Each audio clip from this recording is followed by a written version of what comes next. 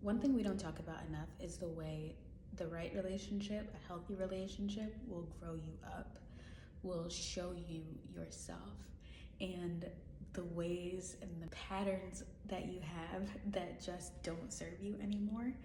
I'll speak for myself. I talk a lot on here about being the oldest daughter and the ways that that has impacted the way I've learned to move through the world and the programming that comes with that. The closer David and I get, the more integral he becomes in my life, the more I'm realizing the way my patterns and habits impact and affect the way that I interact with him and the decisions that I make almost unconsciously, right? For example, I'm very used to over functioning, particularly as the oldest daughter. I think where like I am monitoring, anticipating needs, doing all this like sort of data collection about what I think people want and need from moment to moment from me, from each other, from an experience, whatever, that sometimes I can like make a decision based on what I think his preference might be or what I think is the best thing in the situation, but really I haven't like had the conversation with him. I haven't communicated a thing to him.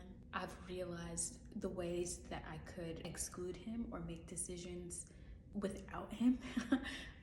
And it's based on an assumption. Like I could call it an educated assumption or whatever, but it's based on an assumption and not on communicating. I've realized in a relationship, one, that I need to do that less in my life in general, right? Because if I continue to overfunction, I will always be over-functioning and people will let you over-function on their behalf because it serves them. But also, I've learned that I don't need to do that in this relationship, that there is a space for conversation and communication and me not taking things all onto my own shoulders.